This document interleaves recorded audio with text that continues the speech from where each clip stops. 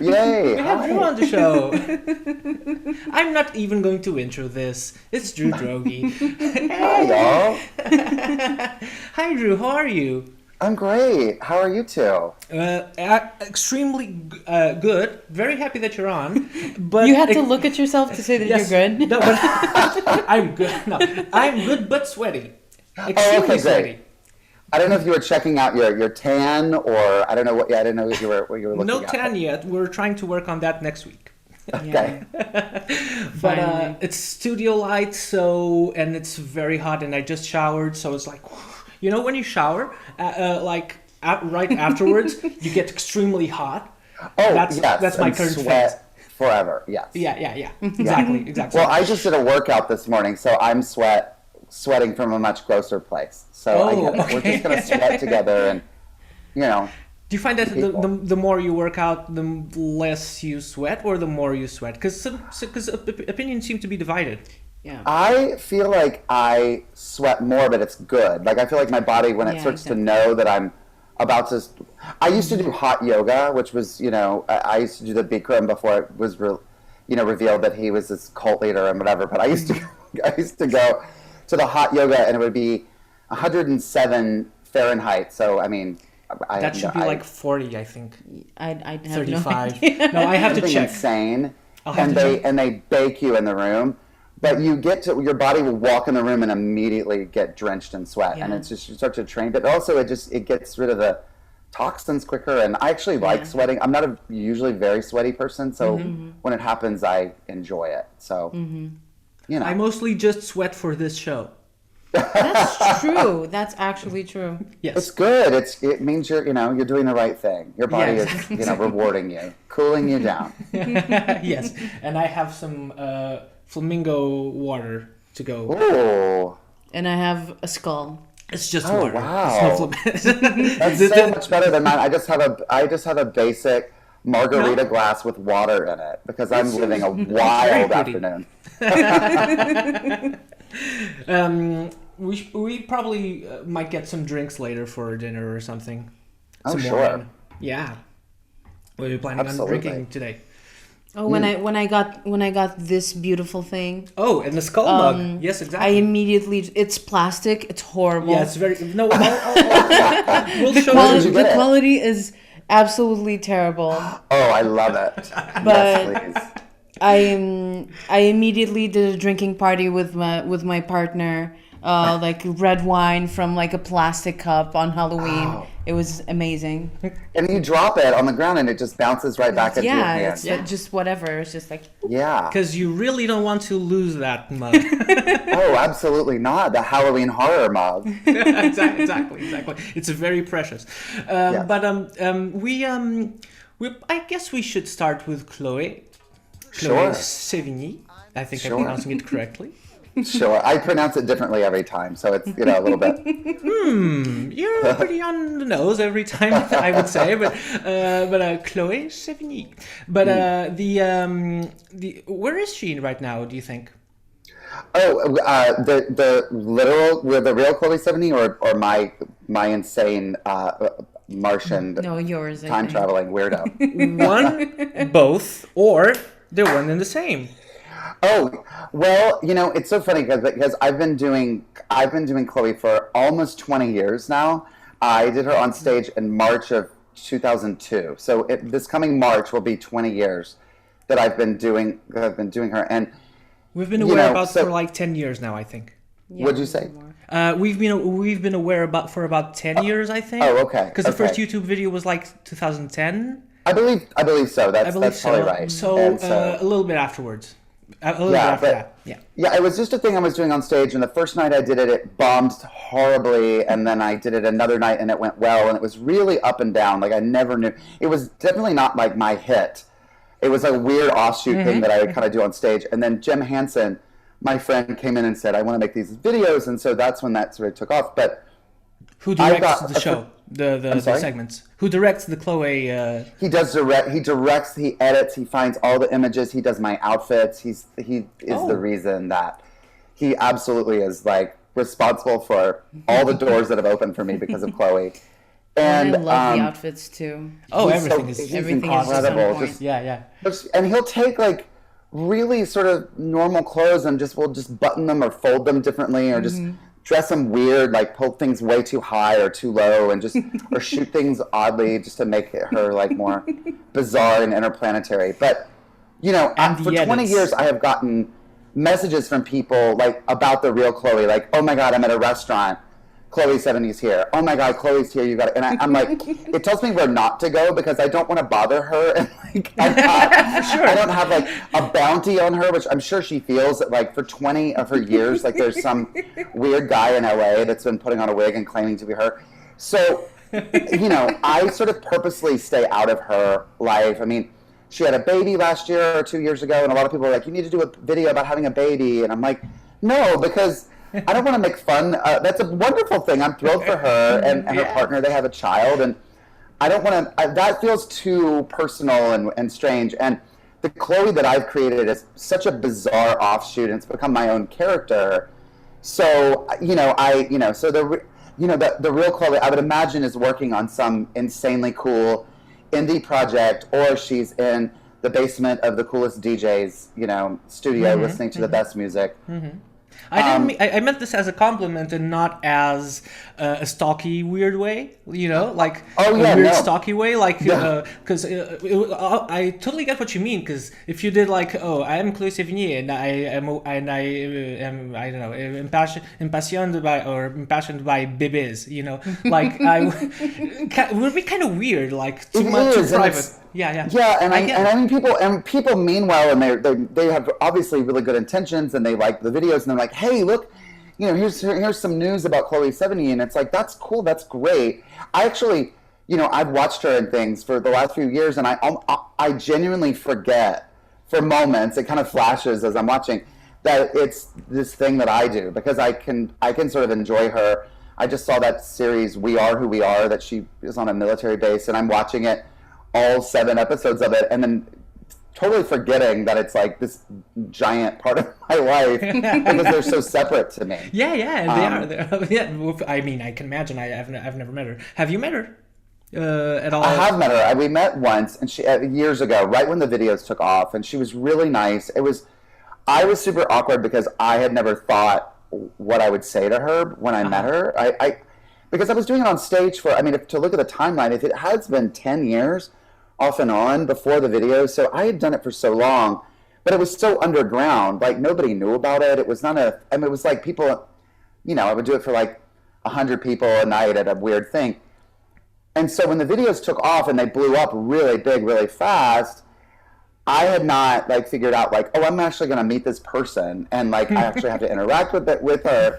And so I just was kind of really quick, and I just wanted to. I just said. I didn't want to apologize to her because I felt lame, and it felt like I'm sorry because it's also distant. I'm like, I think she's great, and I think if I didn't love her, I don't think that the videos would take off. I think if I was like really trying to drag her or make her look like, I don't think it would work. I don't know, but or it certainly wouldn't be fun for me to do. But she was really nice. I just said thank you for being you. And I just said, I hope you know how much I love you. And she gave me a hug, and like I remember we talked about vodka, and I think there was something I'd just seen her in. I just kind of talked briefly about that, and I was just like, I've got to go, and she was like, oh, you got to go, and I was like, yeah, I got to go, because I was like, I just didn't want to like hang out with her and make her feel like she had to. And also, I didn't want her to think I was studying her, like she's wearing this, she just said this, I'm gonna put that in the next video, because I'm like, that's what you don't want to do, precisely. Yeah, just leaving it casual. Exactly. I mean, I've been asked, I've had several crazy job offers that I've had to turn down because they've been like, we're going to fly you to Chloe's movie premiere and you can ambush her on the red carpet and you'll be her. And I'm like, absolutely not. I said, only if she signs off on that. And I want to hear her on the phone saying, yeah, this sounds like a fun idea. I'll do a bit with her permission, but I'm not going to go on like a red carpet and show up. I'm like, I mean, that's something that Borat does to some horrible person. Like that's not a good idea. It's not cool. No, she's not an enemy. It comes from Chloe, of course. Right. But I mean, when Borat does it, it's like just some terrible organization that deserves to be made fun of. It's like when people do, and also I could never do that anyway. That is like a, I can't. I'm so nervous with like audience participation. I get so clammy. I don't like making people feel uncomfortable. So I would just be like, especially her, that would be horrible. Like, and what would I get out of that? Like, haha. Like, I don't know. So, you know. That's too gotcha. That's too like, you know, gotcha and candid and, oh, surprise, prankster And it's Chloe. also like, I mean, I would kill for her career. I'm not going to lie. Like, I would kill to be doing indie films and be an actor. Yeah. So for me to like make fun of that, it's sort of like, just looks like sour grapes. So I'd just be like, I think it's really cool what she does. So, you know, but it's been a life-changing, wonderful thing that I'm very grateful to people who like the videos. I can't believe that 20 years later I'm still talking about doing it. I had no idea that it would change my life the way it did. But yeah, it definitely put me on the map, on whatever map that is. I don't know, but the world map. The world map, and hopefully Mars and Saturn. Yes, please. And as long as Jeff Bezos doesn't have access to it. Oh, exactly. For 10 minutes, you know. Yes. He'll watch one. Okay, we allow him one. He's human after all, I think. Sure. Yeah, I'm sure. But I actually had this written down, or at least in my head, or on my phone. But it's actually, I think it's a forever character, Chloe Sevigny. You were just saying it's been 20 years. I think it's a forever character, don't you think? Mm-hmm. Oh, thank you. What do you mean by a forever character? I love that expression. I think it's just I haven't seen it anywhere. I just came I thought of it. It's just like a thing that you can do forever, because it's so open, scoped. You know, the scope is so wide. You could just say random anything, even though it's very precise. But you could really just can like have a world of anything to say that you could do this forever with anyone, because the time, it's very zeitgeisty as well, I think. Well, I've had people say to me, like, this reminds me of a friend, you know, more than Chloe Sevigny. That reminds me of, I have a friend that loves to come back and name drop what kind of party they were at, who was there, like, and has to be cooler than the room. The person who walks in and basically is like, I know these references, and they're almost disappointed if you understand the references. They kind of feel like that makes them basic if you understand, you know. So I think that's one of those things that, you know, and I read an interview with her, you know, 20 years ago, and I just was like so taken by the fact that she was throwing these references out to be like, oh, she was just as if everyone knew these references. And like I had, you know, am fascinated by this world. So I just heightened that idea more about the person who has to, and also someone who loves to teach you about things you know. Like everything's come to her attention, and it's things that we already know. Like, I mean, she has a video that it's come to her attention that she has grandparents, or that you know that she likes sandwiches or birds. You know, and it's like we are among birds. I think that's my favorite one. I think the what? Which one? The birds one. The birds. Oh, birds! Right. Oh, it's so, and so just insanely loopy. So for 2 minutes, she wants to teach you about birds, like as if you have no idea what birds are, and she's happy. And I found that like it's one of those some of them you don't like, know. Some of them you don't know. Yeah, for sure. And there will be things you don't know because Chloe's probably lived inside, you know, an egret for, you know, or whatever for, you know, a year and a half. So yeah, it's really fun, and it's also fun to find the positive angle. You know, as opposed to going at like and being a snot and being like snide and bitchy. It's more about like, I can't wait to tell you about this thing that I've discovered. You know, it's like, you know, she finds it like really exciting to share with America. You know, which whatever that means to her, I have no idea. It's funny because we feel like we saw you saying that if you don't get if you get all the references, you're kind of the joke on, you know, that kind of the subject of the joke, kind of. So even though you're not being made fun of, really, but it's what about like I talked to Nônô while we were watching just the other day, and we were like, I think we are on the level of getting half the references. Where does that put us? I think, well, I mean, half the references are, I would say, things that are real, things that I know. Some of them I make up. Like, I make up all the food, and then sometimes there's some labels that I will make up. There are other things that we look up. I sort of look up. A lot of it is I go back and forth with Jim about what sounds funny or what sounds. Are you having someone? Yeah, it's just some weird. I don't know. We're actually in an earthquake area. Just oh wow! But it only. I know it's not funny at all. But we are actually in the same sort of. We get them way less than you guys. I think at least maybe we don't feel them. But ours, we just only get a really, really serious one like every 300 years or something. And then half the city goes away. God, I hope it doesn't happen right now. I hope not. Not before we finish talking about my YouTube videos. Exactly. Priorities. When I lived in Milan, like for like 1 or 2 years, I lived on a really shaky area. And so like I would just wake up at 5 a.m. with like my bed going like wee, and it was just normal, just regular. Yeah, that's kind of how I feel in LA. I mean, knock on wood, I haven't lived through a terrible one, but I've been through some pretty big ones, and they usually happen in the middle of the night, and I wake up and I usually check my phone and see people going earthquake, and I go, okay, that's go right back to bed, and I don't know, they just become part of, like, I grew up in, like, hurricanes and tornadoes, like, in North Carolina, which are so much scarier to me than earthquakes. Yeah. Because, I don't know, and they're all terrible, and they can all be really, really bad, but, hurricanes are no joke. Yeah. I've never encountered one nor seen one, so thankfully, But but we only get like mid-range.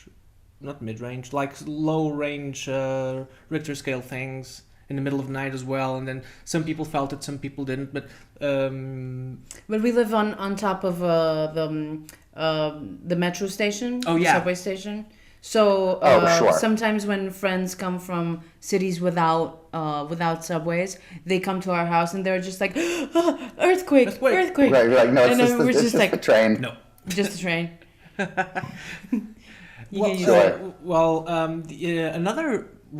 Another character that you do. Oh, well, actually, we forgot the first question, which was, where is Chloe Sevigny now? Yours. My Chloe. We've established that it's not cool to know where the real Chloe Sevigny is. Yes, exactly. Yes. Mm-hmm. My Chloe is currently slumbering in a dream yurt, awaiting her next realization. Why did I fetch a drink right when I She's just hanging out with Anya Taylor-Joy and a family of larvae, and they're all figuring out what's next. It's fantastic. Awesome. Another character of yours that I really love is Tanya Roberts. Oh, thank you. It's so funny, and I just discovered it recently, as opposed to Chloe. It's Chloe. Tanya Roberts is so funny. Is so funny. What are the Tanya Roberts essentials, you think? Like, what does she need at all times? Oh my God. Horribly placed makeup. Anything that will get the party going, anything that will distort her reality, and a couch and a camera. She's ready to work. Tanya, I heard that she used to do these ads on the radio for Tahiti Village, and that's where the first video came from, is that she did these pre-recorded ads, but it was always like a DJ would be talking to her, and as if it was live, but it was so clearly pre-recorded, and she was talking so fast and so manic. And, I'd always loved Tanya Roberts growing up, and I always thought she was really cool, and and I love that era of 80s LA kind of glamour sleaze that I always thought. She was always kind of, in that sort of world. And, and so I just did this live one night at a basement of a Ramada in Hollywood, and a friend of mine saw it and was like, let's make a video, and that's where that thing took off.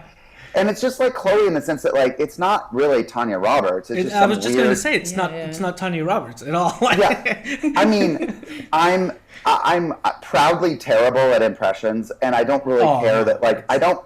You know, it's like I like to tap in and find a thing that's true about them, and then build a character around that, and say I'm that person. Mm-hmm. I have friends that are brilliant at just nailing impressions. I mean, someone like James Adomian, who I'm not sure if you two know, but Hopefully we'll have James on the show at some point as well. He's an incredible guest. You definitely should reach out. I'm happy to connect you because he's different. He's wonderful. But that'd be awesome. He does he's one of the only people I know who actually does great impressions and he's funny. Bill Hader, same way. Bill Hader's the same. Mm-hmm. Bill does these amazing, they're accurate and funny. There are other people who I'm not going to mention that I think are accurate, but maybe not as funny because they're so. I'm like, wow, that really is them. No, I totally get you. But I'd rather have it be. And Tanya is so free to me. She's so I put that wig on, and I have no idea what it's going to come out of my mouth, and it's like it taps into the drunkest, horniest woman that's inside me, and I don't know who she is really, but it's this really like. Just this, and when she sadly died last year, I was so like, oh man, I just feel like weird. But I'm thinking about bringing her back because it now feels like an homage. It's my own character. I'm not trying to, because I mean, you want to let time go by because you certainly don't want to be. I mean, it's like a horrible. She was so young. No, absolutely. And then just in the middle of COVID, all that, I would never. Again, it's just like I would never really go there, but it's more about like I miss doing the character, and because you're not making fun of her. Yeah. Well, thanks. I hope not. I mean, Tanya was always a little bit, because I would reference real things a lot with Tanya because I just loved her real filmography. I love that she was in Sheena, and she was in the Bond movie with Grace Jones and Christopher Walken, and Charlie's Angels and all that. I just love her. I love the world that she lived in. But like some of them, some things that I'm sure that have come from improv with Damiana Garcia, right? Oh yes, I mean, Michael Lucid's Damiana Garcia is so much fun and a perfect balance for Tanya because Michael lets me be so hateful to, like, I'm so mean to Damiana, and yet that she's one of Tanya's only friends. Like, Tanya needs Damiana. But she's just really, like... I mean, the things that I say, and Damiana just lets them roll off and just is like, well, okay, oh, yeah, okay, sure. And really, I've watched his videos sometimes, and Michael is so funny in those because he just lets me just keep punching him in the face, and he's just like... Still smiling. Which is so funny to me. It doesn't fight back. It's so great. Her pin like super ugly and it's caught in your hair like with a pin like that's so ugly, and she's just like, oh yeah fine, my pin is back. I know. I'm so mean, and my version is like she's just on the, I mean, she has this weird 12-year-old girl that she is friends with, and then Damiana, and that's it, and she's still mean. So it's really fun. Hopefully we'll do more of those at some point. Two things that you've said, I'm sure, out of complete improv have been, that's not news. It's really works in Portuguese. It's really funny. That's not news. I'm sure you don't even remember because it's improv. So that's not news.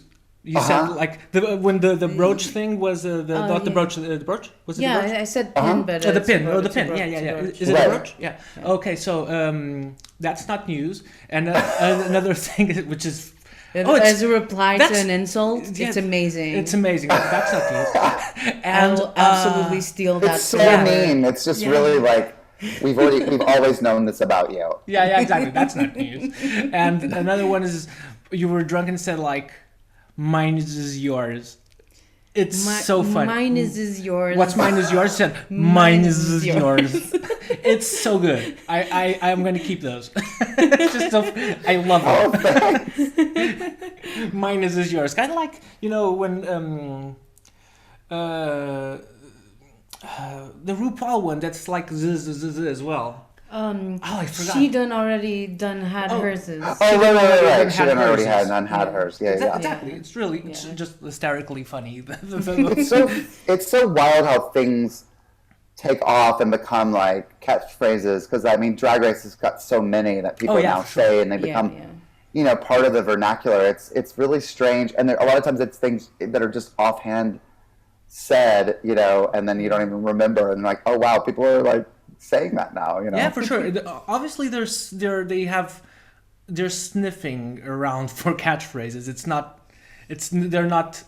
They naturally create them. It's organic, but they're also very keen to have a keen sense of what works catchy. in editing and we already Oh, know, sure, you're right. It definitely was for the edit, and it's something that it's really hard when you sit down and try to write the catchphrase. When you put the pen to the paper and go, what does this character say over and over again? Is this funny? And it's not. So it does kind of have to fall out organically, because like I remember on Drag Race, one of the queens said, "Facts are facts." Oh yeah. Which is such a like nothing thing, like facts are facts, and it was like the delivery, and people say it all the time now. And that'd be one of those things in a writer's room if you were like, what if they said facts are facts? People are like, what's that? That's like nouns are nouns. Like it doesn't, but there's just certain times that things that people say that, just that feel so like that's exactly right. And, you don't always know when you say them. I mean, I just know that when I've tried to come up with something and I say it and it lands with a thud, I'm just like, oh, I worked too hard on that. I tried too hard. Sometimes you have, and that's what's fun about Tanya is that like, I put that on. I actually do spend a lot of time doing the makeup because I want it to look like she really tried. But I feel so free in that makeup because it doesn't have to be pretty, because I'm not great. I've gotten better at my makeup, but I'm not great. Not really a drag queen who knows how to paint my face really well.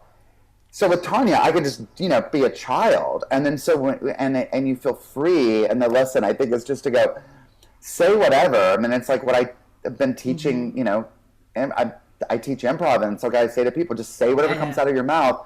And it's so scary but the second you start editing and start thinking and working it out, you've killed it. You've made it so, it turns into math, and it doesn't feel, as fun.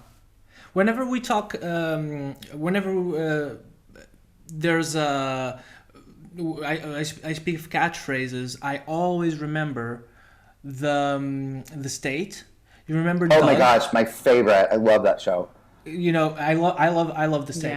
Yeah. It's I'm probably one of the few people over here. We are one of the few not people. It's not big over here. It's not big over here at all. Like it's not. I mean, probably it was. know I guess in the '90s. I mean, it was. I watched it all the time and loved it when it was out. But a lot of people, even though they love Wet Hot American Summer, they don't really talk about the state that much, and they should, because it's iconic. I love that. It's really, really fantastic. But I have the box set over there. But I always remember Doug and the fact that MTV wanted them to have catchphrases, and they were like very much against it. So they made up the stupidest catchphrases, like, I want to dip my balls in it. Yeah, I'm gonna dip my balls in that. And Doug had I'm out of here, and show I'm out of here, and would always flub it or pronounce it differently. Like, they do have a catchphrase. It's not good. It's so great. And it's always mispronounced. Like, out of here. I've always been a fan of like anti-comedy like that, like anti-jokes, because, and maybe it's for my lack of like ability to write a good joke, but I can listen to it. I can listen to a really good joke and say, that's a really good joke. That's very clever. But I'm not really laughing. I laugh at the bizarre. My sense of humor is just like weird. So I'm way more at a character who goes, I'm out of here, more than I'm going to laugh at somebody who's doing the like making copies like Rob Schneider garbage like you do. Like when you're just like, ew, I don't want to. It feels so deliberate to me and pandering. It feels like you don't trust your audience and you're like, I'm going to make you enjoy this catchphrase. We're just going to go like, really? Because Drew Meister, Dr. Drew, Drewster, awful. Yeah, it's not good. Sorry, Rob. And also, like, that's one of those things you're like, who? I mean, people did that after he did it. People would do that with each other. Like, really boring, bad people would do that after. But before that, did you ever meet anybody that did that to you at the copy machine? Like, it was one of those things you're just like, oh, you just created a character in a bubble, thinking, like, this will be that really... was relatable anyway, and maybe it's not. He's trying to convince you that it is. Right. Right. Like much like the people who do really good impressions. Again, it's somewhat funny, but remember to have a character first, right? Right. Like, yeah.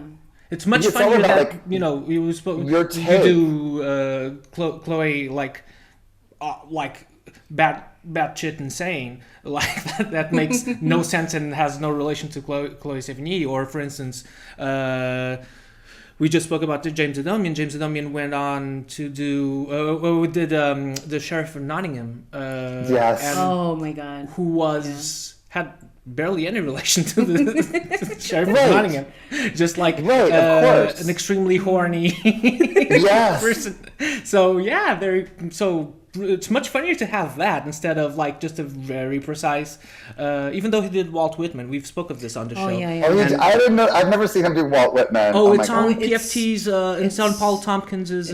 Paul Tompkins's Dead Authors. Really something. It's available. It's still okay. up I need there, to check it out. And it's scary. Yeah, he just goes off into poetry for 45 minutes. Yeah. And just speaks in poetry. I've never seen something like that.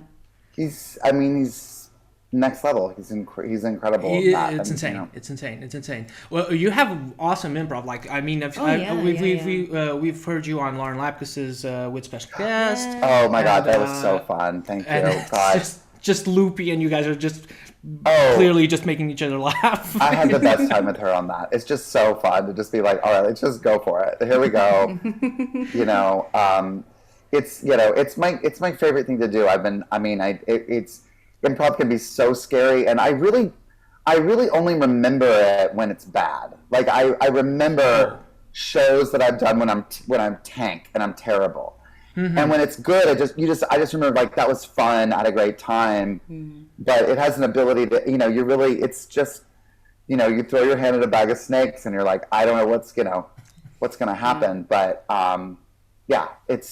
it's a lot of fun to do, and because you're not sitting there trying too hard to come up, like I was saying earlier, to come up with like what's funny, and you don't know where you're gonna go and what's actually gonna. You just have to play. And you're with someone like Lauren, you're just like, here we go. I trust you, and we're just gonna have a good time. So yeah. You mentioned earlier that you're teaching improv at the Groundlings. You're still a Groundling. You're never an ex-Groundling, right? Like you're still... Well, I was in their Sunday company for a year and a half, and then I've been teaching there. So I've been an alum like since I've been a teacher. I was never in the main company, but when you're in the main company, it's kind of like Supreme Court. You're there as long as you want, and you resign, but you stay there when you're made there for, you're in the company for as long as you want to be in there. So some people, become Groundlings and they're in there for 6 months or a year. And some people have been in there for 12 to 15 years, that they've stayed, that it's become home. So, and you're always welcome back. I guess I could name a few people that have some weird, like everywhere, but most people it's like, you're an alum and you sort of come back and you do shows there. So it's been, a place that, since I've lived in LA, I started taking classes there in the fall of '99, and I was performing there for the year and a half in the Sunday company from 2004 to 2005, and started teaching there in 2006. So yeah, I'm 15 years that I've been teaching there, and it's been great. I love, obviously, the people you get to come up with, and the people, it's wild to look at the list of people. You're like, oh wow, like you just get so lucky to. People I used to do scenes with, and I would watch TV and go, the people I'm in scenes with and in shows with are funnier and now they're the people that are all on TV, or in movies. So that's a really cool thing. And, and I really like the students that are there to really learn. It's tough. It's a hard program, and we have to be really hard teachers. So I try to tell the students, like, I got to be kind of tough on you, but it's good because it is, it's really good comedy training and really good character acting, training and writing. So is it very intense, the course? It is. At every level, your teacher decides whether you move up to the next level or if you have to take the class again. And most people have to repeat. And I had to repeat a lot of the lower level classes. I had to take them, several times. And it's good because you don't want to move up before you're ready. They throw you to the wolves, and the next level gets even harder. So my thing is like, stay here and get really good, master this, and then go to the next thing. So it takes, and then there's long waiting lists between the upper level classes.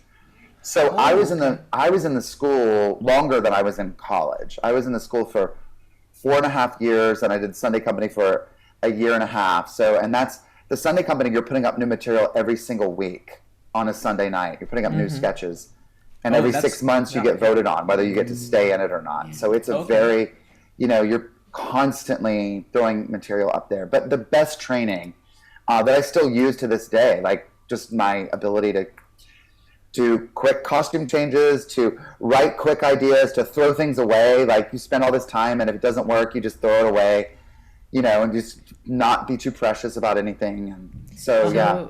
Did you actually learn teaching skills from Dr. Maya Angelou? Oh, excellent segue. I will say I learned what not to do from her, and I was someone who was a huge fan of her work, and she did some incredible things. But yes, my Dr. Angelou was a professor of mine when I was in college, and one of my first solo show was about basically like shattering the illusion that celebrities are these otherworldly things, and she was very much a celebrity, and which was disappointing to me as a student of poetry that I wanted to learn. And she was just really about.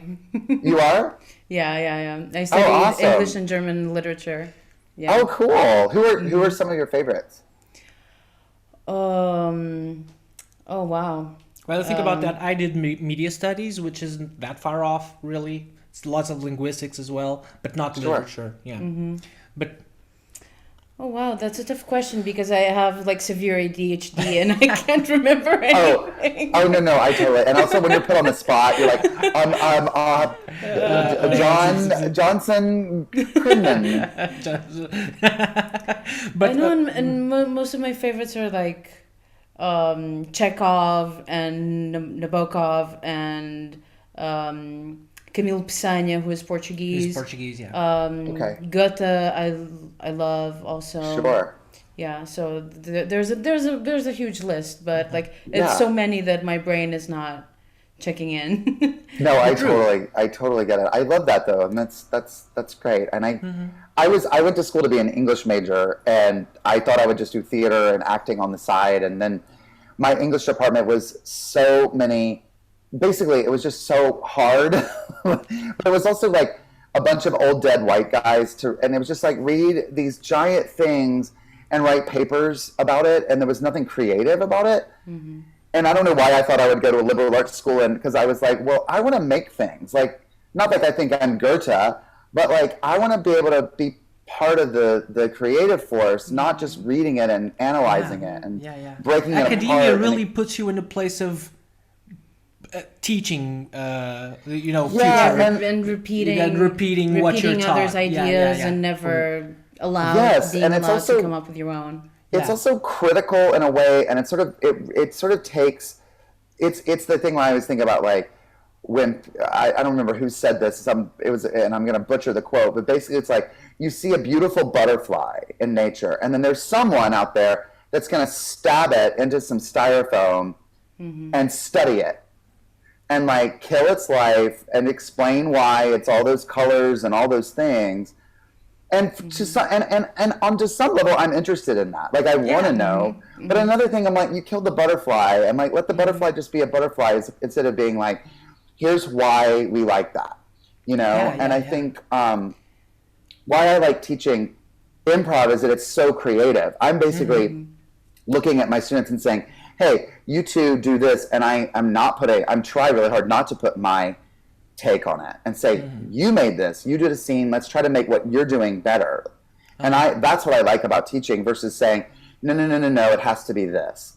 and you have to do this like X, Y, and Z comedians that I've seen before me. You know, it's sort of that part of it. So with the English major, I was like, you know, you couldn't have a creative opinion about anything. It was sort of like, well, that's the wrong opinion. And it was like, you know. Once I tried to do a feminist approach to some reinterpretations of Peter Pan. Mm-hmm.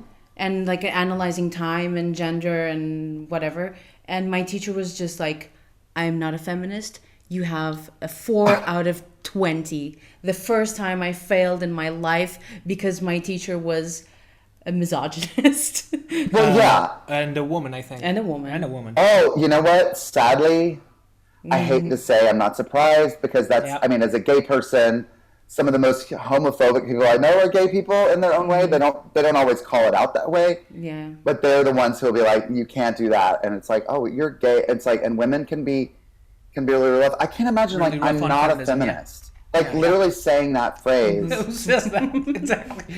It's like, I mean, why would you? I don't believe in human rights. Bah. Well, exactly. Yeah. Because I understand like in the 70s, what people thought feminist meant was this like radical, you know, burning bras and screaming and hating on men.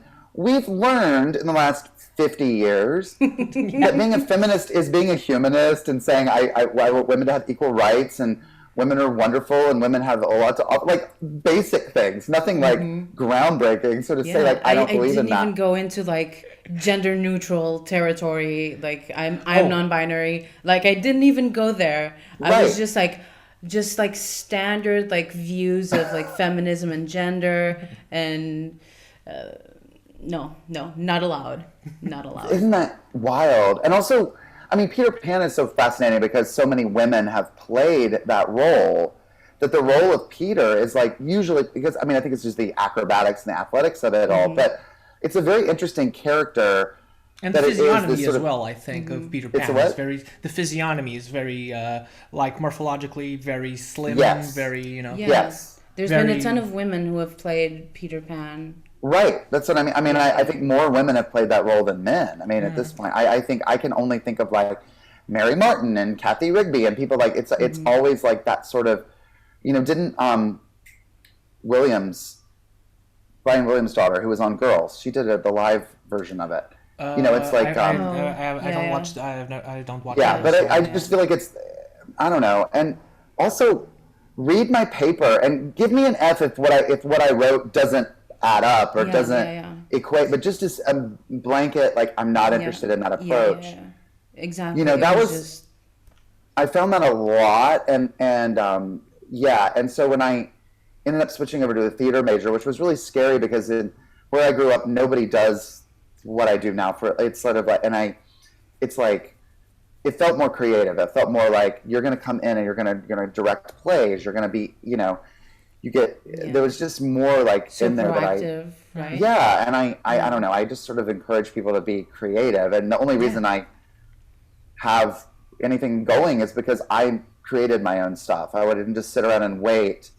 And also, it's really easy to stand in the sidelines and criticize things. The easiest thing, I actually am at a point now that when I watch a movie or a TV show that everyone loves and I don't love it, I don't like it, I don't take any pleasure from that. I get so frustrated. I'm like, oh man, I wish I liked this thing. Yeah. I wish it brought me joy, and there are things that you watch but I remember a younger me would be like, I have a different opinion. I think it's trash.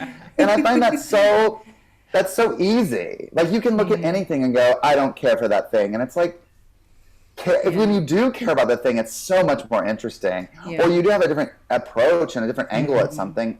That's what you want. That's like that's when you're being brave. It's like saying, I actually like this thing and here's why, or I see it differently and here's why. So I don't know. Academia is hard in that way. Good like things about something that you don't like is super positive. Like I don't like the story, but I love the art direction. Yeah. Or I love the acting and I don't like everything else. Or just finding the good thing and just to be like, no, like I don't like it, but like something is good. Plus, what not is to be completely not to be like toxic positive, like No. like everything needs to be toxic positive. That's a great show title. Please do a show called Toxic Positive.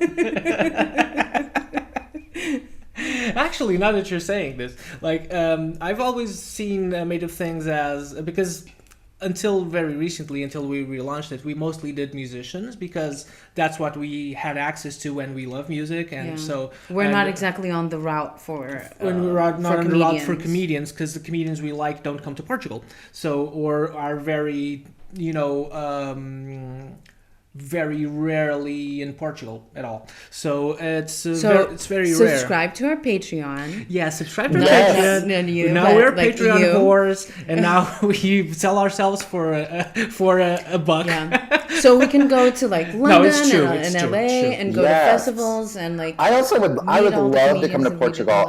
It's Mediterranean. I've never been to Portugal, Spain, Greece, Italy. I've never been anywhere. Well, if you ever come, then you have a lovely place. I would love to come and see it because it's a part of it's the number one part of the world that I want to come and see. No, we are inviting you.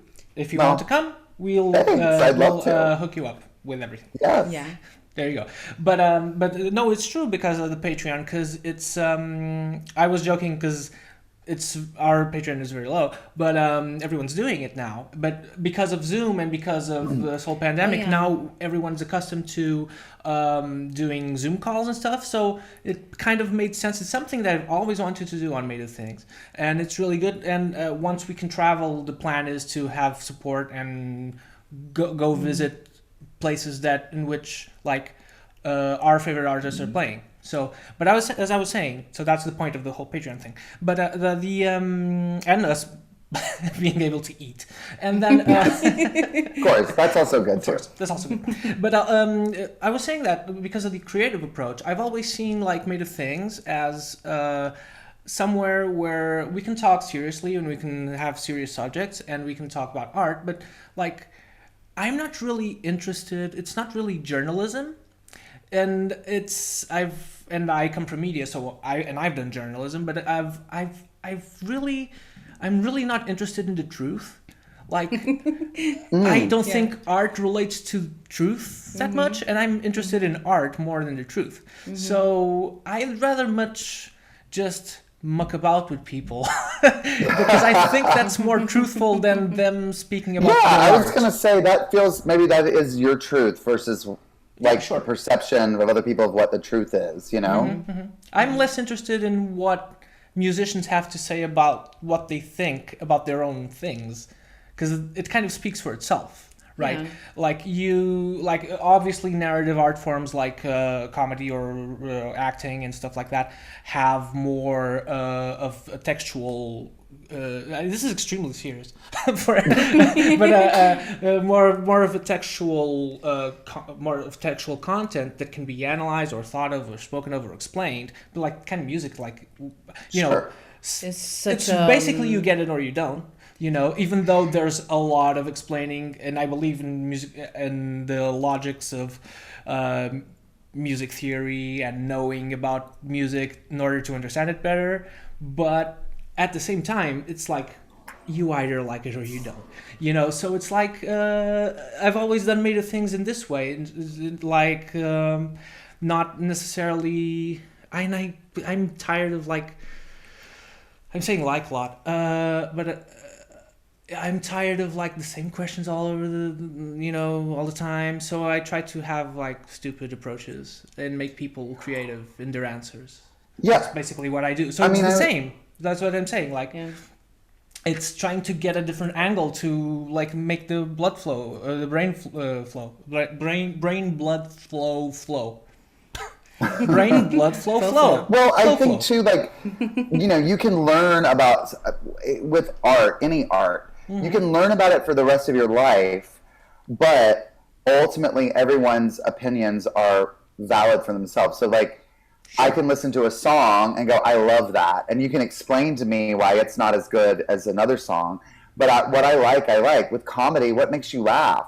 With art, like visual art, you walk in and go, what really takes me And I can learn all the other reasons, but ultimately, and so people will say, like, oh, I don't know much about comedy, but I like, and I go, no, you know as much as I do, because you are a human being and you laugh, or you're a human and you think and you experience things, you feel. So, I'm passionate about a certain thing. I will talk about it till I'm blue in the face, but it is kind of boring in a way, more than just like, boom, what, what's your flavor, and that's what you like. I don't believe in guilty pleasure. No, like people say my guilty pleasure movie. I'm like, no, that's your favorite movie. That's great. I literally said that yesterday. Like, my guilty pleasure, I was speaking with someone, my guilty pleasure is, I don't believe in guilty pleasures. You like what you like. Right. I'm totally not, like, I seriously don't believe in guilty pleasures. Like, if you like corny music, then you like corny music. If you like whatever, just enjoy. If you enjoy anything, that's great. Yes. Some people might think except for edgy comedy.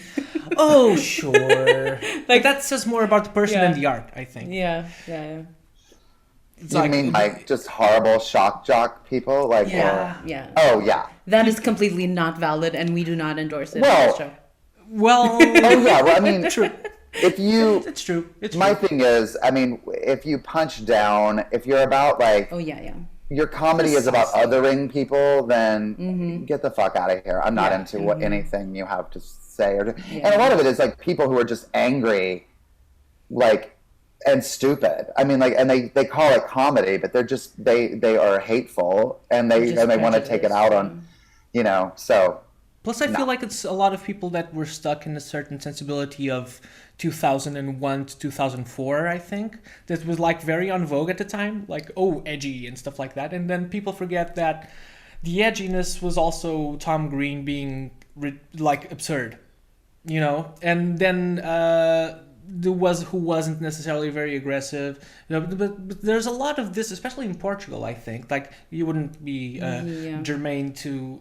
No, necessarily, but like our comedians over here. That's why I don't want to dump on comedians, but on comedians over here. But like that's why I really don't base we don't really base our stuff over here, because a lot of it is because the stand up and especially improv, because it's very new. But stand up is like 20 years old over here.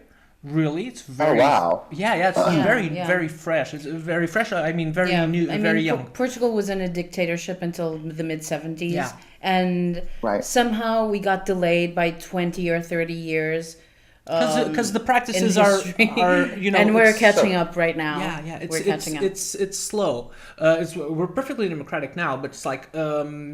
Some cultural things take their time and people aren't ready, and it's profoundly Catholic, the country, so stand-up took a while, and still now there's it's hardly UCB, it's like, I mean, stand-up and improv and the shows and whatever you put on, it's very rarely like, how do I say this, unaggressive.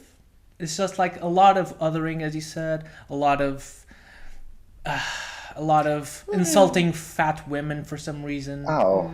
Yeah, it's like, well, why? It's also, it makes sense in a way, because it's like if you are not allowed to have free thought and you're repressed, for centuries, and all of a sudden it's like, okay, there's a real rallying against that, and so and people don't know how to just, to me it's like you got to find internally, like I don't do stand-up, but like I always find that like you have to be the joke. Like when I play characters, you laugh at you laugh at me. I'm not laughing at you. I'm not pointing and going, look how dumb you are, look how XYZ you are. It's all about what I'm saying being ridiculous. You have to find that, and when you're not allowed, and so people just start. It's like a lot of new comedians, a lot of Twitter comedians, when they were starting, they were just like, I have to say something outrageous to get anybody to pay attention to me. So I'm going to, and also there was this whole thing about people were so like, we all thought, and also about it in our country, we had a lot of white comedians who all thought they were very liberal and very like woke and sort of post-racial. And so they would make racist jokes to make a comment on racism, you know, and so you have people that did it brilliantly, in my opinion, like Sarah Silverman and Sandra Bernhardt, who I think are impeccable and brilliant. And really, if you look at the jokes they're making, they're not laughing, they're not othering people, they're being assholes themselves. But all the other comedians wanted to be that. And they were just throwing things, and they would say things, and you'd go, oh man, that's just racist. Or that's just sexist. It's misogynist. That's just homophobic. It's transphobic or whatever. It's like, ew. And they were just trying to be funny, but you're like, you just like, and some of them I know, and I'm like, I know you're not like that. And it sucks because I know that's not really what's in your heart. Oh, that's a lot of the discussion here, always, is like, you say something that's homophobic and racist as a comedian, especially on Twitter, but like, because the live shows are different for some reason. I've attended some, and they are less racist and less homophobic. But on Twitter, you have like, I guess it's the language of Twitter and not being online, but it's much worse.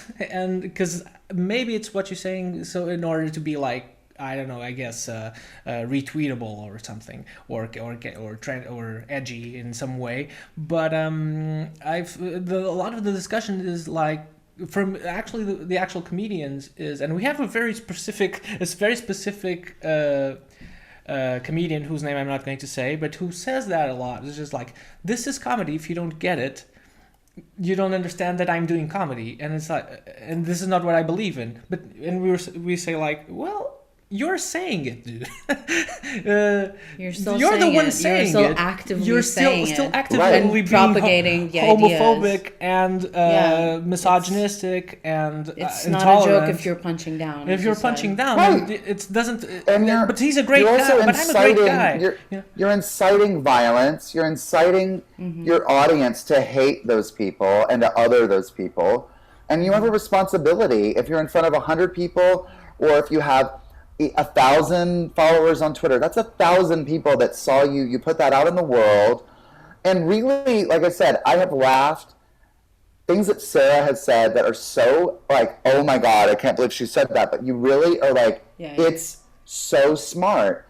But don't go there if you're not really going to be. And Sarah's also the first one to like recant so much. And she's now been about like undoing things. And I'm like, so many times I'm like, I don't know if you all saw, but she just apologized to Paris Hilton. And I know on a human level, she really hurt her feelings. And Sarah is a very dear human being and felt terrible about making another person feel bad. But I'm like, this was at the height of Paris Hilton getting so much attention and fame for being pretty horrible. And like, for just adding nothing to the conversation. So not like, I'm not saying like, good, more, but it's not like, it was hardly like, you know, but anyway. It's hardly Britney, like, it's hardly right, Britney. Exactly. And it's not all. And it's like, you know, but everyone feels this like, you know, I mean, there are things that I've said in early, you know, my first Chloe video, and I made a terrible joke about Natasha Lyonne that I felt like was so gross, and her having Hep C when she really did, because it was literally the first video I made, and it was like, who cares? And you know, and I've since apologized a lot for that, because I'm like, you know what, that's not cool. Like, that's a person who I love. You know, I don't know her personally, but I'm a huge fan of her work. But I love her stuff. Yeah. Why would I? And I just learned, like, don't do that. That's like personal. Like, make it up, and then the joke has to be on you. So we've all done it as comedians. We've all said things that were like, ugh. Yeah, but and as people, like, we don't like. It just comes out, right? We're not like born like completely like flawless. Yeah.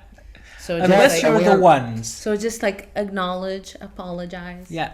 Yes. We all fuck up. And also, but the thing not to do in this moment is to say, that's my comedy, and if you don't get me, you don't get comedy. Exactly. You sound old. Exactly. You sound tired, and you're not going to stick around. Like, that's not. The kids don't accept that. Yeah. Something that really gets on my nerves: unapologetic. I think only assholes say unapologetic. I know. It's just like unapologetic. Be sorry for something. Unapologetic was the name of the album of like. Was it something really good? I can't remember. It's not like it wasn't Britney. It wasn't Britney, but it was like Britney adjacent. Britney adjacent. I have to look it up, but my phone is over there. Okay. There will be a bubble. There will be a bubble. Well, I mean, have to. bubble up. If it's in context with like, because I know that there's a phrase that, unapologetically black or like unapologetically gay. Yeah. That's great. Mm-hmm. Okay. 100%. But yeah, when you're saying Aguilera, who was like, I think you're right. I think you're right. I'll look it up. Yes. I think it was, and Christina's amazing. I think it was. Oh, by the way, I forgot. 107 Fahrenheit is 41.6. It's insane. Yeah. This is like harks back to like an hour ago. But unapologetic. I'll look it up. Unapologetic. Rihanna. Oh, Rihanna. Oh, it's Rihanna. Yeah. Yes. Also a good one. Great, a great one. Yeah. But, yeah, it's just a strange thing when people like they double down on where it's such it's a scary thing as someone who's in my 40s, and as you're getting older, you're like, don't. I just be joined. That way. Oh yay! Welcome! Yay! But it's just as we get older, I'm like, you gotta evolve. Mm-hmm. I had to learn to call people they and them. It's so hard in Portuguese. Oh, because there are so many ways to use the neutral. I have been so interested in this because of so many Romance languages that do already gender so many nouns. Yeah. How does that work now in our non-binary world that we're in? Nônô is the right person to ask. Yeah. In Portuguese, you have A for female, O for as a termination, like as an ending. O for masculine. So I personally use an E, like an E, as instead of an A or an O. So it would be like not Nônô, but Nônô, or just like slash the pronoun. But this altogether. is in conversation, right? Colloquially. No, written. Oh, written. You can use an X instead of. A lot of people use X's. But there's a problem with the X because for people for like visually impaired people, if they have like software to read text, like alt text and stuff, the X doesn't come through. So using an E is more inclusive of the visually impaired. But this is pretty forward. No one knows this, really. It's not something that is very... People are still using X's. The thing is that because of plurals, X's, and because of the plurals in Portuguese and with S's, and the way we pronounce things is very Russian sounding, so it's very close. So S's go sh. So I guess that eats up on the X as well. So it makes everything very confusing. I don't know exactly how the software works, but our mother should know. Yeah. We'll ask. Our mother has this project where she does all the web development for visually impaired students, and so like she taught me like a lot about it. But like I don't exactly know. Like I just know that the X like interferes with the listening. There's another way to use the neutral, which is an U instead of the A or the O. But I personally feel that it sounds very masculine because it sounds like closer to the O. That's just a personal preference. Whatever people use is fine. Again, our O's at the end of words are like U's. So like ooh, O. If you enter the no, for instance, my name Antonio, it's O's all the way. Antonio. So it's Antonio. Mm-hmm. Okay. So substituting that, if it were in masculine form, with a U, it would sound exactly the same. So it's a problem. Yeah, it would sound exactly the same. It would sound exactly the same. So it depends on personal preference. Yeah. But this is very forward. Again, people aren't still using the face on the expression on people's faces when they ask my pronouns, and I'm like, any pronoun will do. Like, oh yeah. We're like, like, should I use? Yeah.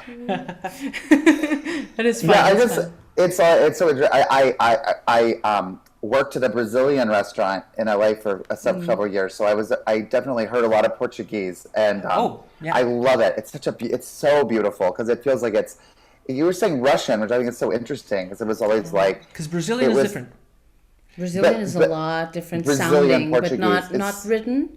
Written, it's basically the same. Yeah. But in, some differences. the pronunciation is just so different. Because Brazilian is closer to pronunciation and closer to Spanish and closer to Italian. Closer even. to Italian. That's what I'm familiar with. It always sounded it sounded Italian to me. When I lived in Italy, a lot of the Brazilian community like sounded so Italian immediately. Like 6 months in Italy, and they just sounded like absolutely. perfect. People who go Brazilian and my friends used to call me like Romania, which means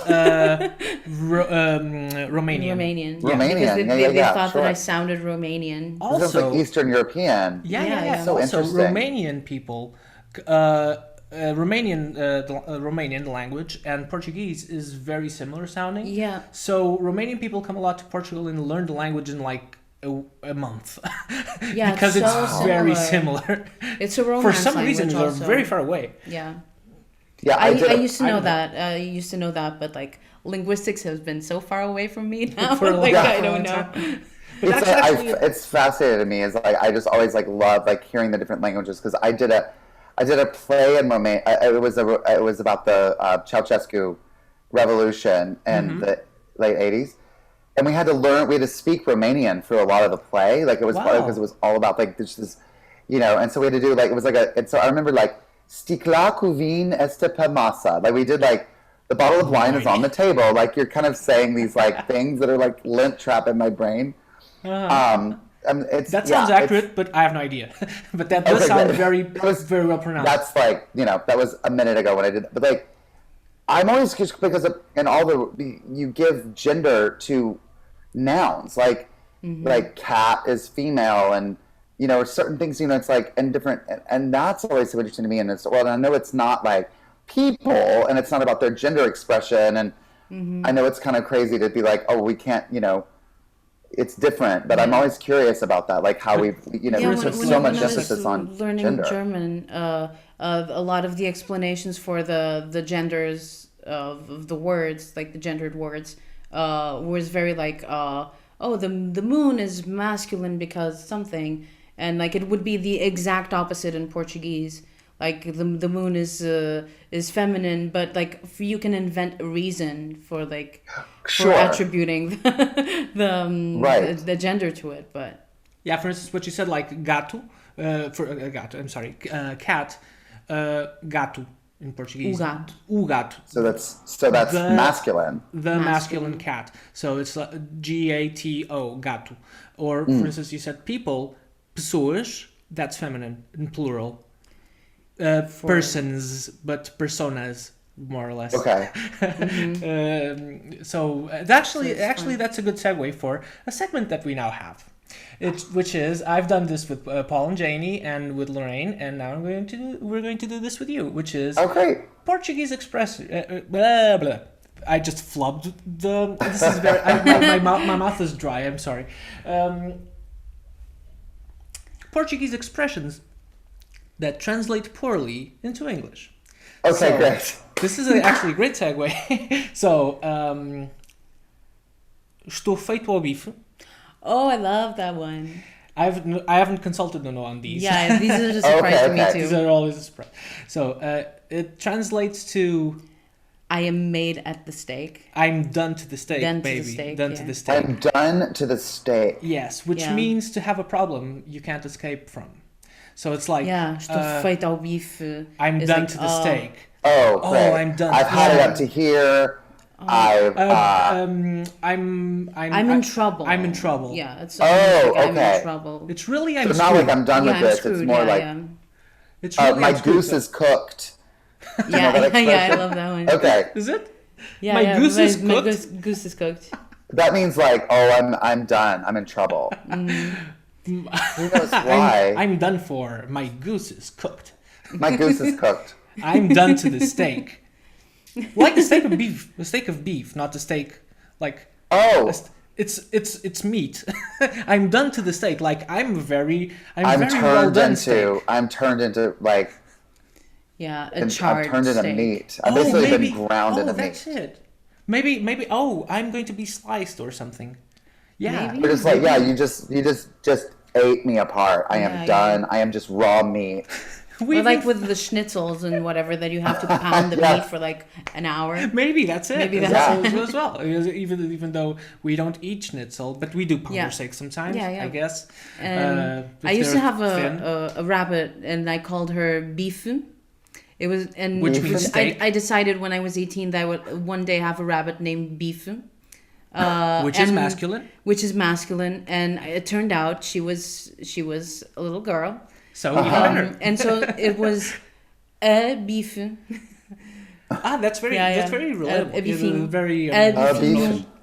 Yeah. So it's Beefine. bifinho. It's like the diminutive. We're not asking you to learn how to pronounce things. No, it's because just a very fun difficult. fact. Bifinho. But and she I love that. had a Yeah, I love baby. it. Yeah. And I named the baby Burrito. So like people would say like, oh, there's beef and there's burrito. Yeah, beef burrito. Oh my God, I love it. They were so cute. Yeah. They were so cute. Yeah. Oh. Beautiful bunnies. But beef, so beef is like steak and comes from beef. Okay. Like, so it's like instead of BEF, It's which is BIFE. which is cow's meat, is BIFE, which is steak. But Yeah. it's the same, Yeah. Etymologically it's the same. Mm-hmm. But another one. So, estás aqui, estás ali. You So, are here. You are there. Which means, Okay. it says, you are here, you are there. Like So- which means, thinly veiled threat. yes, it's a Oh. thinly veiled threat. Yeah. So it's like, if you keep this up, I'm going to have to give it to you.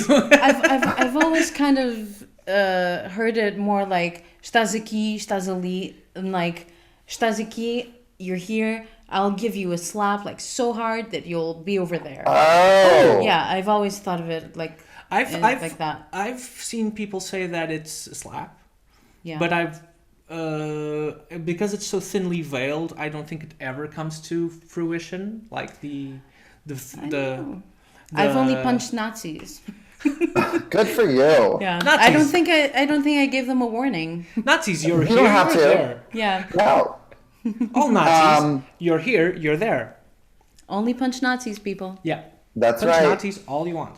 Punch them out. The, Punch a Nazi for 2020. I guess it would be like, I'll knock you into next Tuesday. It's kind of like that. Kind of like that. Yeah. But it's not very earnest, I would say. It's just like, estás aqui, estás ali, you know. It's, Oh yeah, it's Like, a you're gonna sort get of- it. I'm gonna give it to Gonna you. get it. you better behave. Yeah. Yeah, like, else? there was a show in the 70s called Maude. Did y'all know it with Yeah. the Arthur? Yeah. With the Golden Girls actress, Yes, right? yeah. And the tagline, the catchphrase on that, she would always say, "God will get you for that." It's somewhat the same, actually. It's Yeah. that's very on the nose, I think, because It's like you're gonna get what's coming to you. Yeah. Yeah. Because I've never seen estás aqui, estás ali, or you're here or there be anything become anything that's very real. It's not something that It's no one really kind of says. cheeky. It's in a kind of way. cheeky, yeah. Okay, It's kind of okay. cheeky. People say it in jest, really. Yeah. So, and the last one is barata tonta. Pareces uma barata tonta. I'm sorry. Pareces uma barata tonta. You look like a silly cockroach. Which means like to be someone that's who's kind of running around aimlessly, and it's kind of Like a little literal. bit featherbrained. I Featherbrained, guess. like Okay. and kind of clumsy. So we have here like you're running around like a chicken with its head cut off. Yeah. So this is like a silly cockroach. Okay. But it's silly cockroach. I love that, a silly cockroach. I have silly spiders in my room. Today I had a visit. I clean my room with like non-toxic Right. detergents because I have spiders in my room, and I really love spiders. And sometimes they just like they were really tiny. Like they just like crawl on me like when I'm on the bed or something. Really freaks some people out, but I love them and I want to keep them in my room and I give them names. And we now have isopods for some reason. They've started to come up. Yeah. And it doesn't mean that it's unclean. Isopods are lovely creatures. Isopods are lovely. Isopods are just like little kill bugs. You want the good spiders around. You only kill the poisonous ones. Oh, never kill a spider. Yeah. You know. Never kill a spider. Spider is a good sign of in Portuguese, it's they're keeping it in check. Everything. In Portuguese, they say it's bad luck to kill a spider. Yeah, true. I don't. Is it a thing over there as well? It's gotten more. It used to be. I mean, growing up, it was like you killed every spider you saw. That's where I grew up. It was that. It was like they're bad, and I was like trained to hate them. And now, we are. I'm definitely. I mean, I see a lot more people being kinder. It's just that when there's like black widows or brown recluse spiders, we don't have that. You have to kill those because they will try to kill you, or they will make you very sick at the very least. And they're not helpful. Like, but the good, like garden spiders. The big ones that are like with yellow and black all over them that look really scary are really good. They're like super sweet. Yes, and they also they're very even the poisonous spiders. And they're literally called brown recluse. I mean, they're reclusive and they're not aggressive. So like you have to really corner them. Yeah, even black widows aren't. Even black widows trained aren't. at like we think everything's like a shark, like it's gonna come for you and get you. And it's like these things that you have to taunt them. I have my genderfuck. Oh, I love it. Gender shark with boobs. Yeah, with boobs and mustache. I love it. It's so good. Yeah. God, you get so many great tattoos. Yeah. Does she have? Does it have a top hat? Yeah, it's a top hat. Do they have a mustache? They have a mustache and a top hat. mustache and a top hat. Oh yeah, sharks are my favorite animal. A gentleman shark. Yes. yes. A they shark. A they shark. Gentle person. A gentle person shark. There you go. Yes. I would like to address like the thing that you're doing now on Dynasty Typewriter. Ooh. Happy birthday, Doug. We've only seen that clip that's on YouTube of 7 minutes, but I loved it, and I really want to see that. Yeah. And I wish I could, but so this is your show that you're putting up in August, right? I'm doing one night in August at the Dynasty Typewriter, which is the greatest new comedy theater in LA, and I'm so grateful to come back because I did it there originally before taking it to New York, and I did a short run in New York before COVID hit and all of that. But I played 9 gay men at a birthday party, and so it's not just the one. No, that's the first character, and then he sort of comes back a few times and.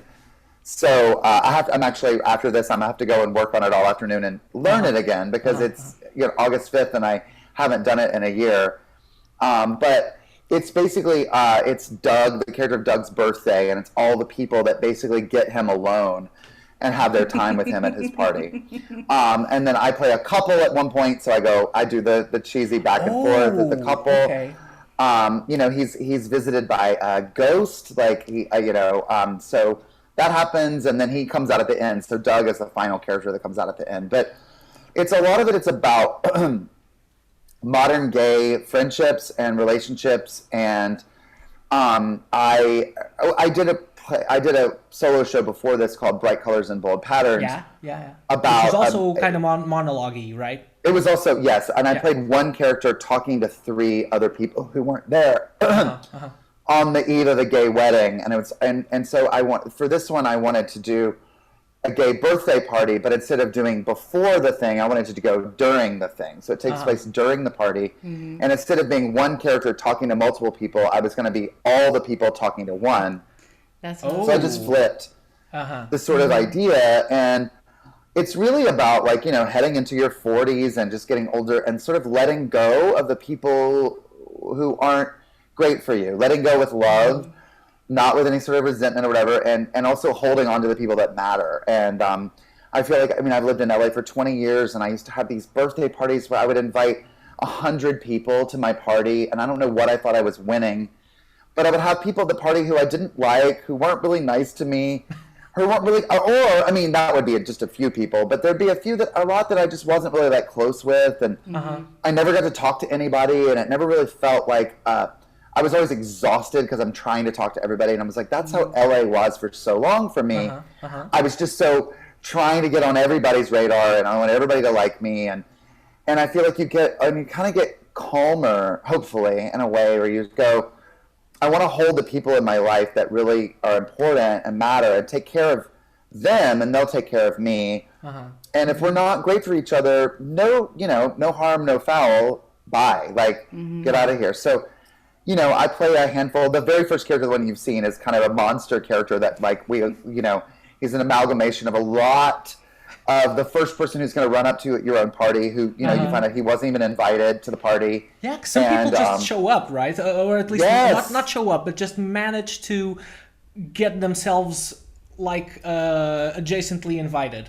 Yes, and LA is a very big small town, and you get the word out, and you're like, oh, is it? Oh, yeah. Not so big, but for like a capital, everyone knows each other. Yeah, I felt the same way that when I lived in San Francisco, I expected it to be like huge and like a huge scene of everything. It's tiny. And no, it's like exactly the same as Lisbon. And it's like it's like the same people. It's what you call it. Not necessarily scenes, but people who in certain niches all know each other, I would say. Oh, right. Yeah, sure. Yeah. I mean, and so you hear like, oh, it's Droege's birthday party. Oh, I'm going to go. And then I literally had someone come up to me years ago who I purposely was like going to the list. And I was like, you know what? No, I'm not inviting that person. And they came up to me and said, I know I wasn't invited, but you never have to invite me. I'll always just show up. And it was like a threat. It was like, do I have a choice? And of course I'm like, oh, I'm so sorry, because you're not going to tell the person like, no, I really didn't want you here. Yeah. But it's like at a certain point, and I don't wish you ill. I don't want anything bad. I just sort of like, you know what? I don't need to have you around. You always make me feel bad about myself. You're mean to my friends. You're not a good energy we want. People are you just did with your threaty thing. Right? Yes. Yeah, I like that. Right. I'm always going to show up. Duh. Right. So I wanted to sort of explore that with, and also just show, I also was really interested in the idea of not only, I mean, I'm playing a bunch of different characters, but I don't do any sort of costume change. I don't do any sort of wig. And I'm doing character work, but I'm doing them differently, but I also wanted to find the common thread, and I was more interested in like our commonalities as gay men and things that we hold. And so I have a couple phrases and things that several people say throughout the show, and sort of picking up on conversations. So I was interested in like not looking like a sketch comedy audition, like I'm trying to do SNL and do all my characters in a show, and more about like what are our shared traits. What are things that we have together that we can sort of say, oh, that's very true, whether you're a man in his late, I'm playing one man who's like in his late 70s, I'm playing another guy who's like 20, 21, 20, no, he's 23. I've got to learn my show. He's 23. But, and it's like, there's similar things that we sort of hold and we sort of pass down, generation to generation. So that was also what I was interested in. So have you taken these shows on the road? I did it while I was doing it in New York. I actually have it on. You can watch it streaming on Broadway HD. Oh, which I'm not okay, sure. Cool, awesome. Do y'all have that? Do y'all get that? Probably not, but we'll check it out. Okay. Well, I know, because these things are always I've always said this. Netflix is usually the HBO are very easy over here, but stuff like we don't get Hulu, we don't get Stitcher we can't listen to. Unfortunately, I would have been paying Stitcher ages ago, but we can't because it's only, as Scott Aukerman says, only the US and the Canada. But the for some reason I don't know. Bajillion Dollar Properties on. Drew was on Bajillion, but we haven't. This is actually very, very exactly because we haven't seen the latest seasons of Bajillion Dollar Properties because it went on to something, because we didn't have CISO. and then obviously, and then even stuff from Amazon Prime we can't buy. So for some reason, it's not available to us for some reason. In like in Europe, you can't. So it's silly. Yeah, we've proposed to just like PayPal Cool Up directly. Yeah, pretty much. Cool Up will just send it to you.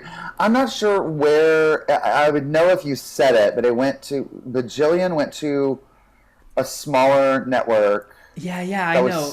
I tried that one, and didn't work as well. But it's Polvo or something, or I don't know. It's something. Yeah. It's another one. I know what you're saying. But I had to get them very legally. But we haven't gotten legally acquired. Very legally acquired, but we haven't gotten around to it. Drew, I know you have to go rehearse in a bit, so we're going to leave whatever else for later, for another time that you want to come back. We'll just do the segments back on the show that usually are part of the show, which is a more serious question in which I ask people, the guests, which is the made of things question, which is, you've dedicated yourself to art and to being dedicated to art with all its trials and tribulations and the effort that it entails. Thank you. Mm-hmm. Because something happened to you, or you experienced something, or you watched something, or you read something, or you listened to something that made you go, I really want to do this. Did you have like a moment in which you decided, I want to do this or that as long as possible? Yes. I mean, I feel like I had several little, like, along the way for me. I mean, as a kid, when I was like 3 years old, I would watch the Carol Burnett show. And that was, I didn't really love cartoons. I wasn't really into a lot of things that watching what a lot of kids would watch, but I watched reruns of the Carol Burnett show, and I was just like, that's what I want to do with my life. But you don't ever think you're going to, but I just responded to that, and I laughed. It was such pure comedy to me. It was something that really hit me on a deep level. And then, for me, it was like in college, I did a summer program in London for one of the summers I studied abroad. And there, because I had a great college that I went to, and I was a theater major and I got to do a lot of plays, but it was still academic, and they would never tell you could do this with your life. It was like, you'll study this and maybe you'll teach it, but you're not going to do this for a living. But when I was in London, I met actors who did voiceovers and horror movies, and did theater in Milwaukee, and just like there was a veil that was lifted. It wasn't made so mysterious, and it wasn't like you're either going to be Tom Cruise or you're going to be a failure. It was like, there are a lot of people that are working and doing this. You can do it. And it was like a conservatory where I was there from 8 or 9 in the morning until the evening, and I just loved it the whole time. And I was like, well, I love this so much. I want to try this. I want to do this. And then for the Groundlings, the reason that, I had just seen this movie called Go, with Sarah Polley and Tim Oliphant, and then anyway, it's an ensemble cast of it's sort of like a Rashomon, but it's all 90s, all about like ecstasy and rave club culture thing, and really fun. I think I've seen it, but it's been a long time. So I'm sorry. Yeah, it was late 90s. It would have been 98, 99 when and I was a senior in college, and there was a woman who had like 4 lines in the movie, and she was the funniest person I'd ever seen, and I was like, I want to do what she does. I think she's brilliant. And I went to the Groundlings, and I went in the lobby, and her picture was on the wall in the Sunday Company, and her name was Melissa McCarthy. Oh. And I was like, I want to do whatever this Melissa, if she does this is where I need to study. So that was a big aha moment for me. And, just those things where you're just like, when you kind of feel like you're in, the right place, like the thing when you're just sort of like spotting something, and you go, I want to be able to do that. So yeah. Awesome. That's awesome. I totally understand. And something that because Portugal, for instance, over here is like, we don't see this show as Portuguese. It's just like that. This is a reality we live in. But I think there's, because the country is so small, the industry is so smaller. So we're such a small country. Yeah, so we kind of sometimes we love to have the same, at least we have the same outlook that you do, that you can do things. You don't necessarily have to be, just like completely top mainstream level or a failure. There's a lot of things to do and make a living off of, but it's in Portugal it's kind of difficult because there's no money in between things. I've never wanted that, and the older I get, the less I want to be Tom Cruise. I've never wanted that, genuinely, and I think a lot of people don't quite understand that, because I still have some extended family members that are just like, when are you gonna, are you still doing that? And I'm like, I love what I do, and you get too busy. Big. You're on you a don't lot get of to make things. choices. You're on a lot of live things. A life. And you have to cater to really basic taste. You have to do really like. Yeah, you have to be yourself, right? Like, for instance, like I haven't fixed my crooked tooth. I'm chubby. I'm in my 40s. I've done television. I've hosted stuff on television, Portuguese television, but I haven't made a career in order to be like the top host of anything, because that's not me. Yeah. It's not you. I'm not what going makes to you appeal. Interesting. Yeah, my sense of humor isn't going to appeal to old ladies in the middle of the country. Yeah. I mean, it's not. So I have to be myself, right? You be yourself. Yeah. Just you Absolutely. be you. I mean, it's amazing.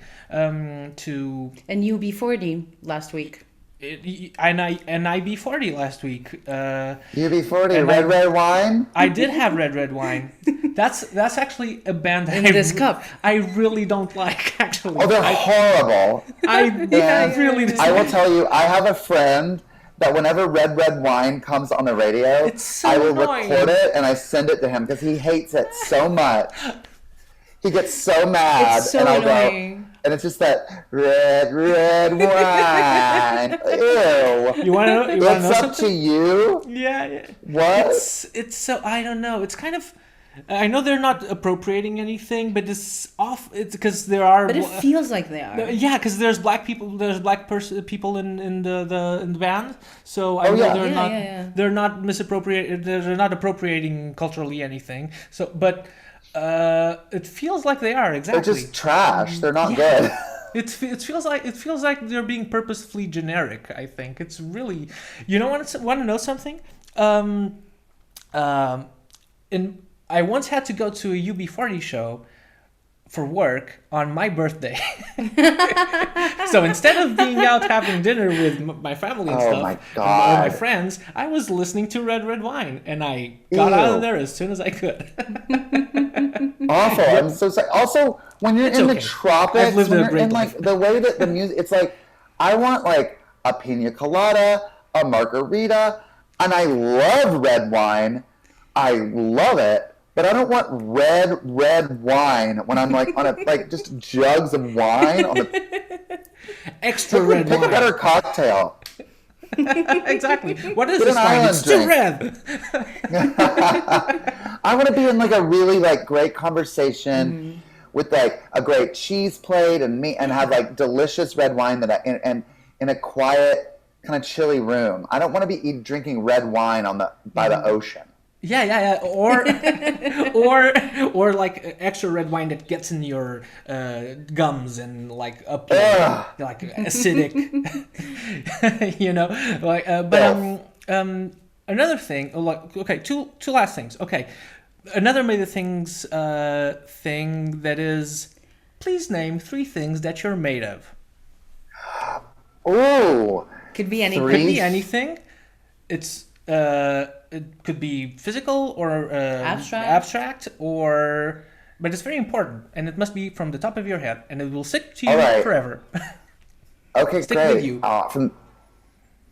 Yes. 3 things that I am made of. Yes. From the top of my head, I would say peppermint candy, chicken salad, and cotton. Ooh. So you could like swab chicken salad, but it would taste of peppermint chicken, I guess. No, I Doesn't just that sound imagine horrible? the cotton swab just like in your teeth, like. You munch on the. I literally named like I named like a white lady's favorite like summertime. No, it's great. It had to have lavender in it to be. Oh, lavender. To be Oh, yes, it's lavender peppermint candy. Yes, and smell of mothballs. Yeah, but most of them have like lavender in it. Oh yeah, that's true. It's true. Okay, one last thing, just before you go, we'll let you go. It's been a long time now. We could stay like forever. We could stay like forever talking to you. You're lovely. Thanks for having me. It's also late where you are too. No, it's fine. It's fine. Oh, it's great. It's fine.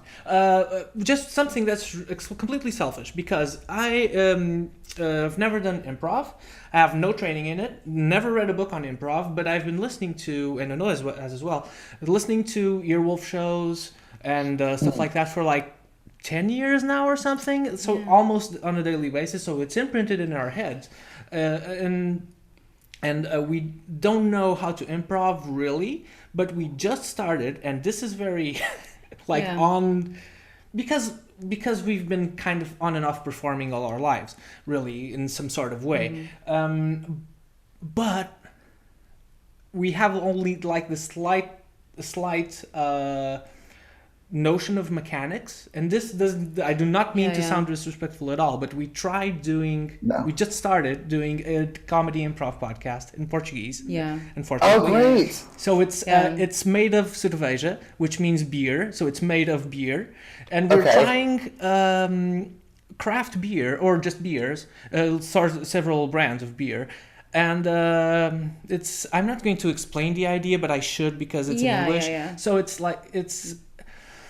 we avoid speaking about the beer necessarily, while at the same time, like doing characters and like improvising. It's two-folded. So it's like one bit is we analyze the beer, which is good, like it's something that you have to have knowledge of. Kind of like niche beer. Kind of like niche beer, because like we do know what we're saying. So we avoid talking about it and like explaining what it is. So it's just like it's off the cuff. We have no idea. We haven't really structured anything. So we just kind of speak about not important things, while also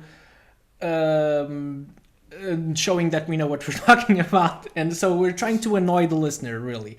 So and secondly, we have a guest that is just anything based off of whatever I've seen during my day. So or my experiences of the week, which are always like super zany as well. Nônô also always has really weird stories going about. So for instance, I just on the last thing, I finished a pack of peanut M&Ms, so I figured, I should be the M&M that's never been made. So I was like the purple M&M. So for some reason, and we're just there speaking about beer. So the only thing is that I'm just explaining this to you because as an improv teacher at the Groundlings of all places, what would be the best advice? In terms of not the best advice, just some advice that you could give. A useful tip. First of all, study it, I guess. Yeah. But I'm going to do an improv course later in the year, by the way. Oh, great. Great. Yeah, I would say, and it's something that, like, I remember how much I lived and died by everything when I started, and I wanted so badly to be great that I beat myself up when I was learning, and just let yourself be terrible. Let yourself, and don't edit too much. Don't say, "Oh, this isn't great. This isn't good." I mean, I did an improvised podcast on Earwolf in the first year of Earwolf. I did my show was with them, and I used to take my episodes and I used to cut them together and take out laughs and really try to produce them. And then after, like, I don't know, 8 or 10 of them, I realized they were better when I just let them flow and I didn't tinker with them too much. So I would just say, like, get out of your own way, dare to be terrible, because that's when you're actually going to be great. And then, and no one's beating you up more than you are. It's like no one's people are amazed. I also say too to students, I'm like, we are magicians. People go to shows and go, you are making this up on the spot? You are from another planet. That's how much they give you. So know that. If they're not laughing, they're trying to figure something out. They're trying to pay attention. They think they're not sitting out there hating you and judging you. That's what you're doing to yourself. Yes, exactly. You're up there. But they're out there going, whoa, they're making this up. So that's another thing too, just to know that, like, it's witchcraft what we do. So just like enjoy it. It's also play. It's, and I'm like, a lot of times I'm like, it's bullshit. Do it. Like, it's not like, it's not surgery. You're not saving lives, So. But what happens when you, like, because sometimes you go through the motions, and this happens in music as well when you're writing music, that sometimes something is ingrained in you. For instance, from my, because of my age, sometimes I would write stuff and grunge would come out. Like, and I didn't want it to sound like Pearl Jam, and all of a sudden I was sounding like Pearl Jam. So sometimes I've been, like, we've just only done like 3 or 4 episodes, but sometimes a really hacky, stale joke comes out of my mouth, and I'm like, ugh, and we're like, ugh. Yeah. So what do you do then? Sometimes we keep them in editing, and people just like point out that joke as like being a good one. And we're like, right, we've been saying it for like all our lives, and it's not there. But what you do? I know. Well, a lot of it I would say with something that you really hate. It's not. I mean, first of all, I would say it's not our job sometimes to know what's good and bad that comes out of our own mouths. It's other people going, oh, that was my favorite part. And you're like, really? That was so... It happens to me all the time. The thing that I think is so lame and hacky is sometimes people's favorite thing. I'm like, that has to be their favorite thing. I'm not a better judge just because it came out of my mouth. Or, if you say a hacky joke, you can just decide that your character says a lot of hacky jokes. Do you know what I mean? You're playing a character, so your character might be a cheesy dad at the party who's going to be like, I got one for you. Yeah. I've written for a character like that, actually. For make it your character. Yeah. That's how you're, He tells bad jokes, so feel free to. Yeah. Yeah. Awesome. Just own it then. Own it. Yeah, exactly. Okay, awesome. Yeah. Drew, I want to. This was lovely. This was lovely. Thank you. We love you. Thank you both so much. This was so much fun. This was amazing. Thank you for doing this. Hopefully we haven't stepped on too much of your rehearsal time. Please. It's honestly like running my own lines for my show is like cleaning my room. So anything to distract me from cleaning my room, I appreciate. So thank you. Thank you so much, Drew. Let's do this again in the future. Yes, please. I would count love on it. us for anything. And there you go. And I wish I could be there to see your show on August 5th. Come to LA. Come visit sometime. I'll come to Lisbon. Oh, thank you. Oh, that's awesome. Thank you so much. Thank you. Bye. Bye. Bye. Thank you.